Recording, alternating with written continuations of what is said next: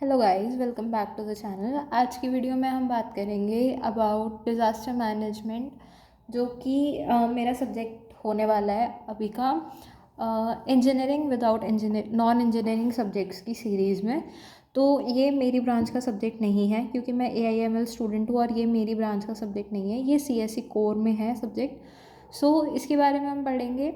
ये इसका सिलेबस है। तो आज हम यूनिट 1 पहले कवर करेंगे, देन 4 वीडियोस में जैसे अभी तक वीडियोस आती हैं तो वन शॉट पूरा रहेगा इसमें। तो आप एंड तक देखना वीडियो को, और वीडियो अच्छा लगे तो उसको लाइक शेयर सब्सक्राइब और मेरे चैनल को सब्सक्राइब भी कर देना, और stay tuned. So guys, unit 1 और मतलब इसके सारे नोट्स आपको ऐसे नहीं मिलेंगे डिज़ास्टर मैनेजमेंट के। और तो हम ChatGPT से इसको देखेंगे, एक एक करके सारी चीज़ों को, सारा हम सिलेबस पूरा कवर करेंगे। और पेपर इसका 19 को है, 19 दिसंबर 2025 को इसका एग्ज़ाम है फॉर CSE कोर। ओके, तो सबसे पहले हम देखते हैं डेफिनेशन ऑफ डिज़ास्टर। तो डिज़ास्टर होता क्या है? देखो, डिज़ास्टर किसी भी सीरियस डिस्ट्रप्शन को बोला जाता है, ठीक है। वो आपका या तो जो कि हमारी सोसाइटी को अफेक्ट करता है और एक ह्यूमन वेजिटेशन को हाईली अफेक्ट करती है, ठीक है। आपको इकोनॉमिकली या इन्वायरमेंटल लॉस भी कई बार देखने को मिलता है, तो उन सारी चीज़ों को हम डिज़ास्टर बोलते हैं। तो अब उसमें क्या होता है, जो हमारे एग्जाम्पल्स आते हैं डिज़ास्टर्स के, वो ऐसे आते हैं कि जैसे अर्थक्वेक हो गया, फ्लड्स हो गई, साइक्लोन्स हो गए, या इंडस्ट्रियल एक्सीडेंट्स हो गए, या कोई भी पैंडमिक हो गया। तो पैंडमिक अभी जैसे हमने रिसेंटली देखा, तो हमने कोविड-19 देखा, दैट वाज मतलब कि बहुत ज़्यादा ह्यूज लॉस हो गया लाइफ का। तो वो सारी चीज़ें हमें देखने को मिली। Then we have hazards. तो हैज़ार्ड्स क्या होते हैं? हैज़ार्ड्स एक पोटेंशियली डेंजरस इवेंट होता है या फिनोमिनन हम उसको बोल सकते हैं, जो कि काइंड ऑफ उसमें भी आपका लॉस ऑफ लाइफ आपको देखने को मिलेगा, बहुत ज़्यादा इंजरीज आपको देखने को मिलेंगी, प्रॉपर्टी डैमेज होता है। तो इसमें भी टाइप्स ऑफ हैज़ार्ड्स होते हैं, जैसे नेचुरल हैज़ार्ड्स हो गए। डिज़ास्टर्स को भी हम हैज़ार्ड्स बोल सकते हैं क्योंकि ऑलमोस्ट सारी इसमें सेम सी ही डेफिनेशन है। तो इसमें नेचुरल हैज़ार्ड्स में हमारे आ गए अर्थक्वेक, फ्लड्स, ड्रॉट्स या फिर साइक्लोन्स और लैंडस्लाइड्स। मैनमेड हैज़ार्ड्स में आते हैं industrial accidents, fires, chemical leaks या फिर nuclear accidents. Okay, so we have जो नेक्स्ट टॉपिक है हमारा, वो है ग्लोबल डिज़ास्टर सिनेरियो। अब ग्लोबल डिज़ास्टर सिनेरियो क्या होता है? जिसमें हम देखते हैं कि एक इंक्रीजिंग फ्रिक्वेंसी या फिर इंटेंसिटी ऑफ डिज़ास्टर होती है। अब मतलब ना, ग्लोबल लेवल पे कई जगह हम देखते हैं। अभी रिसेंटली हमने देखा तो अफ्रीका में अभी एक वॉल्केनो इरप्ट हुआ था, जिसमें मतलब बहुत ही ज़्यादा पॉल्यूशन हो गया था। तो वो भी एक काइंड ऑफ आपका हम डिज़ास्टर में ही इंक्लूड करेंगे, ठीक है। तो अब जो ग्लोबल लेवल पे होते हैं, ठीक है, उससे क्या हो रहा है? उससे एक तो पॉपुलेशन ग्रोथ इफेक्ट हो रही है हमारा, और इन्वायरमेंटल डिग्रेडेशन हो रहा है, क्योंकि जब भी डिज़ास्टर होएगा ना, तो सॉरी फॉर डिस्ट्रप्शन गाइस। तो जो हमारा ग्लोबल डिज़ास्टर की जैसे हम बात कर रहे थे, तो उसमें हमेशा इन्वायरमेंटल डिग्रेडेशन होएगी, मतलब इन्वायरमेंट हमारा ख़राब होगा, कुछ ना कुछ डिग्रेड होगा उसमें। तो की पॉइंट्स इसके ये रहते हैं कि जो क्लाइमेट चेंज होते हैं सबसे पहले, उससे एक तो हमारा जो फ्लड है वो बहुत ज़्यादा इंक्रीज़ होती है, हीट वेव्स बहुत ज़्यादा आ जाती है। मतलब जैसे मैंने अभी बताया ना कि वॉल्केनो इरप्ट हुआ था अभी अफ्रीका में, तो उस वजह से कहते हैं कि जितने भी पॉल्यूटेंट्स हैं वो सारे इंडिया की तरफ आ रहे हैं, स्पेशली गुजरात और दिल्ली की तरफ आ रहे हैं वो सारी चीज़। तो और जैसे ही अगर जो कोस्टल एरियाज़ होते हैं, अगर हमारे उनकी बात करें, तो वहाँ पे बहुत ज़्यादा मतलब वहाँ पे बहुत ज़्यादा चांसेस होते हैं कि एक तो सी लेवल होता है वो बहुत ज़्यादा राइज हो सकता है, या फिर स्टॉर्म्स के जो तूफान होता है तो उसके बहुत ज़्यादा चांसेस होते हैं, ठीक है। तो मेजर डिज़ास्टर्स जो इंक्लूड होते हैं, जो बहुत ज़्यादा आते हैं ग्लोबली, तो हम बात करें तो अर्थक्वेक सबसे ज़्यादा जो होते हैं वो जापान में या टर्की में देखने को मिलते हैं, ठीक है। वैसे यूरिकेन्स अगर होगा तो वो USA में हमें ज़्यादा देखने को मिलते हैं। और वाइल्ड फायर्स होते हैं, जैसे कि जंगलों में जो आग लग जाती है, तो वो हमें ऑस्ट्रेलिया में या फिर यूरोप में ज़्यादा देखने को मिलते हैं। तो काफ़ी सारे ग्लोबल लेवल पे ऐसे डिज़ास्टर्स होते रहते हैं, मोस्ट कॉमन है वहाँ पे। तो इसके इम्पैक्ट्स क्या होते हैं? एक तो loss of millions of lifes, मतलब बहुत ज़्यादा लाइफ लॉस हमें देखने को मिल रहा है। फिर एक बहुत ज़्यादा मैसिव इकोनॉमिक लॉस हमें देखने को मिल रहा है। फिर डिस्प्लेसमेंट ऑफ पॉपुलेशन, मतलब एक ह्यूज अमाउंट ऑफ पॉपुलेशन जो है वहाँ पे रह रहा है, तो उससे भी हमें देखने को मिलता है। फिर होता है कि लॉन्ग टर्म इन्वायरमेंटल डैमेजेस भी देखने को मिलते हैं कि मतलब अगर जैसे मान लो वाइल्ड फायर्स की अगर हम बात करें तो उस वजह से जो फॉरेस्ट थे उनको भी दोबारा उगने में काफ़ी टाइम लगेगा, ठीक है, उससे इन्वायरमेंट में भी हमारे बहुत ज़्यादा डैमेज हो गया है। सो नेक्स्ट आता है हमारे पास इंडियन डिज़ास्टर सिनेरियो कि मतलब इंडिया पे ऐसे कौन से एरियाज़ हैं जहाँ पे बहुत ज़्यादा हमें डिज़ास्टर्स देखने को मिलते हैं। तो मेजर डिज़ास्टर प्रोन एरियाज़ हैं जहाँ पे कॉमनली हमें बहुत ज़्यादा इस टाइप के डिज़ास्टर्स देखने को मिलते हैं। फॉर एग्जांपल अगर हम हिमालयन बेल्ट की बात करें या गुजरात में भुज है, वो बहुत ज़्यादा अर्थक्वेक प्रोन एरिया है, वहाँ पे अर्थक्वेक्स बहुत ज़्यादा आते हैं, ठीक है। तो वैसे ही अगर हम फ्लड की बात करें तो जो गंगा ब्रह्मपुत्रा प्लेन्स हो गई या असम हो गया, बिहार हो गया, ये ऐसी स्टेट्स हैं इंडिया की जहाँ पे आपको बहुत ज़्यादा फ्लड्स देखने को मिलेंगे। वहीं अगर हम साइक्लोन्स की बात करें तो हमें साइक्लोन्स ईस्टर्न या वेस्टर्न कोस्टल रीजन्स पे देखने को मिलते हैं। ड्रॉट होते हैं कि सूखा पड़ना, सूखा ज़्यादा कौन से एरियाज़ में पड़ रहा है, ऐसी 3 स्टेट्स यहाँ पे मेंशन है, कर्नाटका, महाराष्ट्र एंड राजस्थान, जो कि बहुत ज़्यादा वहाँ पे सूखा पड़ता है, ठीक है। और जो की पॉइंट्स इसमें ये हैं कि nearly 60% of lands mass is earthquake prone. तो मतलब ऑलमोस्ट जितना इंडिया का हमारा लैंड मास है, जहाँ पे लैंड एरिया है, वहाँ पे ऑलमोस्ट 60% एरिया ऐसा है जहाँ पे अर्थक्वेक्स बहुत ज़्यादा आते हैं। वहीं अगर 75% ऑफ हम कोस्टल लाइन की बात करें तो वो बहुत ज़्यादा साइक्लोन्स या सुनामीस के प्रोन्स में है, मतलब वैसे उस एरिया में है जहाँ पे बहुत ज़्यादा हमें ये साइक्लोन्स और सुनामीस देखने को मिलती हैं।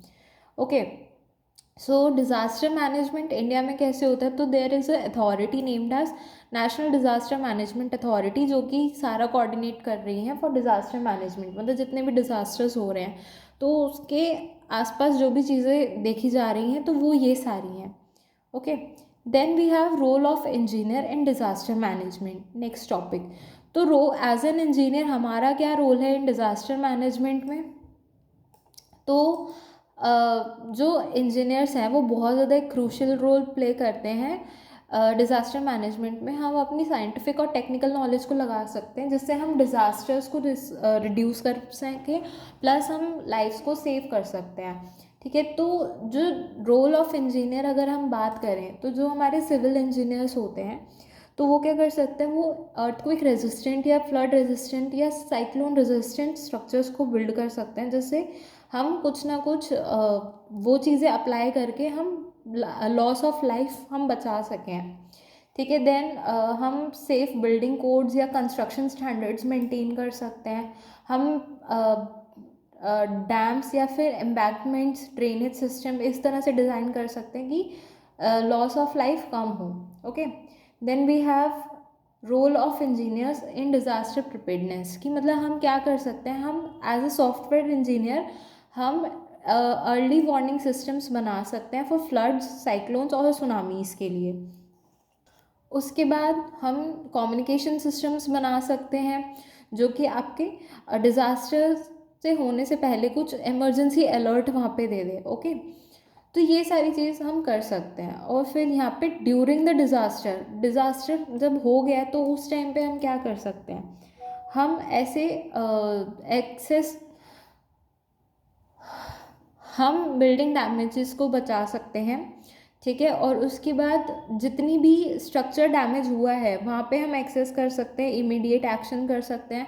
हम इलेक्ट्रिसिटी, वाटर सप्लाई और कम्युनिकेशन सिस्टम्स को रिस्टोर कर सकते हैं। ड्रोन्स या सेंसर्स का यूज़ हो सकता है। ओके, नेक्स्ट आता है हमारे पास specialization roles of different engineers. अब जैसे जो सिविल इंजीनियर्स हैं वो क्या कर सकते हैं, वो structural safety, roads, bridges, dams वो सब बना सकते हैं। जो मैकेनिकल इंजीनियर्स हैं वो rescue equipments, machinery, power systems ये सब बना सकते हैं। इलेक्ट्रिकल इंजीनियर्स का क्या रोल हो सकता है डिज़ास्टर मैनेजमेंट में, in power restoration and communication networks. IT या कंप्यूटर इंजीनियर्स वो disaster prediction models, data analysis और एआई सिस्टम्स बना सकते हैं, जिससे हम पहले ही पता लगा सकते हैं कि किस रेट तक डैमेज होने के चांसेस है और फिर हम वहाँ से बच सकते हैं। इन्वायरमेंटल इंजीनियर्स जो होते हैं वो वेस्ट मैनेजमेंट, पॉल्यूशन कंट्रोल या फिर वाटर सेफ्टी का ध्यान रख सकते हैं, ठीक है। फिर नेक्स्ट आता है हमारे पास importance of study in human life and long term effects of disaster. तो सबसे पहले अगर हम बात करें कि importance of study in human life, तो इंटेलेक्चुअल डेवलपमेंट, ठीक है, जो स्टडी अगर हम करेंगे अबाउट डिज़ास्टर्स, तो वो आपका एक तो सबसे पहले इंटेलेक्चुअल डेवलपमेंट हमारा इंक्रीज करेगा, career and economic growth better होगी। आई गेस ChatGPT ने गलत ले लिया, it is not disaster management. So guys I am so sorry about this. So इसको स्किप कर देते हैं अभी। सो नेक्स्ट है हमारे पास long term effects of disaster. तो डिज़ास्टर के लॉन्ग टर्म इफेक्ट्स कैसे हो सकते हैं? सबसे पहले सोशल एंड फिजियोलॉजिकल इफेक्ट्स। तो इसमें ना कई लोगों को लॉन्ग टर्म इफेक्ट्स ऐसे हो सकते हैं कि आपको स्ट्रेस, एनजाइटी या डिप्रेशन या ट्रॉमा हो जाए। फॉर एग्जाम्पल, जब अभी कोविड हो गया था तो उसके बाद लोगों के पास बहुत ज़्यादा टाइम तक कोई काम नहीं था करने के लिए, ठीक है। तो अगर हम उस टाइम पे अगर अपनी फैमिलीज़ को देखते तो उस टाइम पे बहुत ज़्यादा स्ट्रेसफुल रहते थे कि अगर काम नहीं है तो हम पैसे कैसे करेंगे, क्योंकि कई फैमिलीज़ के पास उस टाइम पे सेविंग्स नहीं थी, ठीक है। तो ये कुछ प्रॉब्लम्स होती हैं जो हमें देखने को मिलती हैं। देन इकोनॉमिक इफेक्ट्स वही होता है कि increase in poverty, inequality, loss of reconstruction and rehabilitation. मतलब कहीं पे भी अगर फ्लड्स आ जाती है तो किसी का घर ही पूरा मतलब बह जाता है पानी में, तो उससे इतना ज़्यादा प्रॉब्लम हो जाती है लोगों को कि अब वो रहेंगे कहाँ, ठीक है। इससे increase in poverty and inequality बहुत ज़्यादा बढ़ जाता है। Then health effects. अब हेल्थ इफेक्ट्स अगर हम बात करें, जो रिसेंट अभी मैंने एग्जांपल लिया कोविड-19 का, तो कोविड-19 के बाद अगर हम देखें तो उस वजह से ना ये होता है कि कई लोगों की इम्यूनिटी बहुत ज़्यादा वीक हो गई है, ये हमें देखने को मिलता है। Plus malnutrition, long term health problems, बहुत सारी चीज़ें हो गई हैं। Then we have environmental effects, जिसमें degradation of land, forest, water resources, ये हुआ। Soil erosion, water pollution, loss of biodiversity, जब फ्लड्स आ जाती है, लैंडस्लाइड्स हो जाते हैं, तो ये सारी चीज़ें भी हमें देखने को मिलती हैं। एजुकेशनल इम्पैक्ट्स ये रहता है कि एक तो जैसे हम देख रहे थे जब कोविड था तो हमें घर पे ही बैठ के हम पढ़ रहे थे, even we all were students.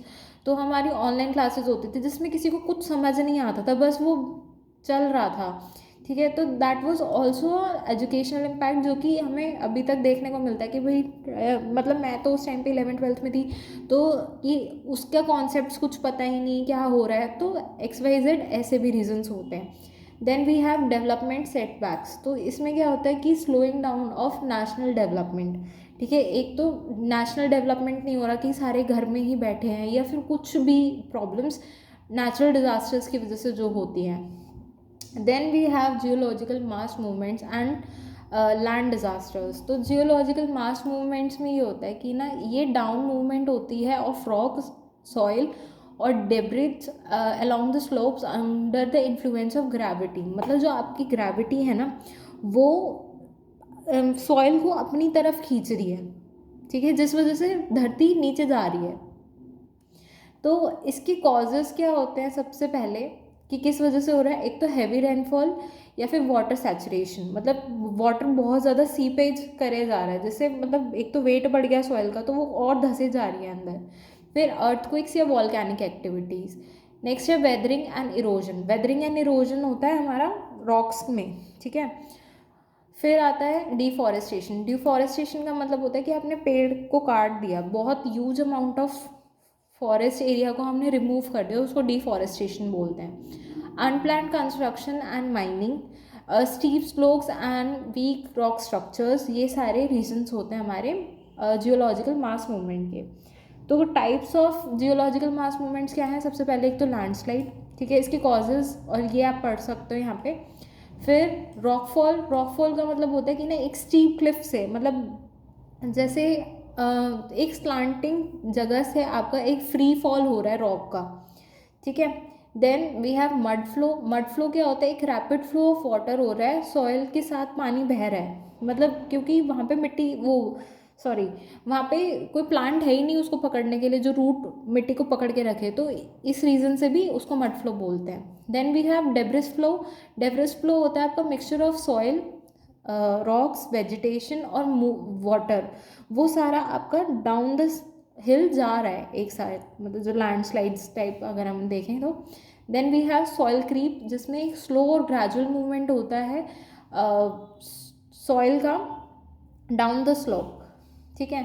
फिर we have land disaster. Land disasters क्या होते हैं, ये इस टाइप के डिज़ास्टर्स होते हैं जो कि आपके जियोलॉजिकल या फिर मॉर्फोलॉजिकल प्रोसेसेस की वजह से होते हैं, जिसमें मेजर लैंड डिज़ास्टर्स हमारे लैंडस्लाइड्स, अर्थक्वेक, सिंक होल्स होते हैं बहुत ज़्यादा। एक तो कोलैप्स हो जाता है जब लैंड का ड्यू टू अंडरग्राउंड एक्टिविटीज़ या फिर माइनिंग एक्टिविटीज़, मतलब एक जगह पे आप रेगुलरली वहाँ पे माइनिंग करे जा रहे हो, ठीक है, एक तो एकदम से जो लैंड है ना वो कोलैप्स हो जाती है, मतलब फट जाती है वहाँ से, तो उसको सिंक होल्स बोलते हैं।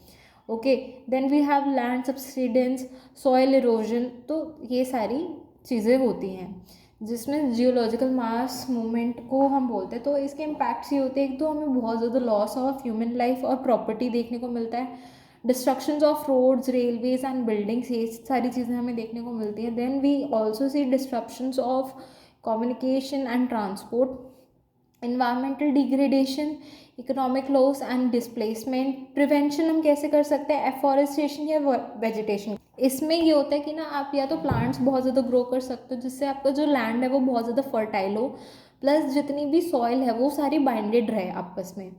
फिर हम प्रॉपर लैंड यूज़ प्लानिंग कर सकते हैं। We can also use slope stabilization and retaining walls, ठीक है, drainage control to reduce the water infiltration, monitoring and early warning systems.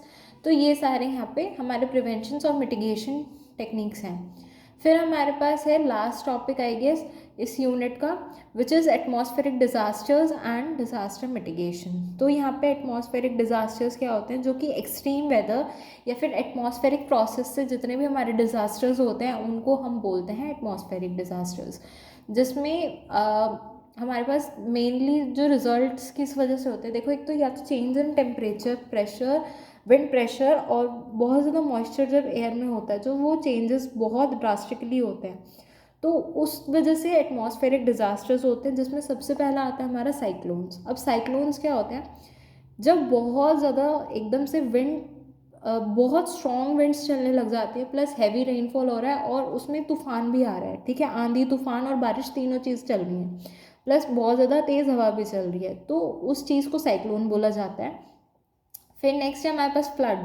Atmospheric pressures की वजह से जब बहुत ज़्यादा हैवी रेनफॉल होती है, साइक्लोन्स भी आ रहे हैं, डैम फेलियर हो रहा है, तो उन सब चीज़ों से हमारी जो बाढ़ होती है वो आ जाती है।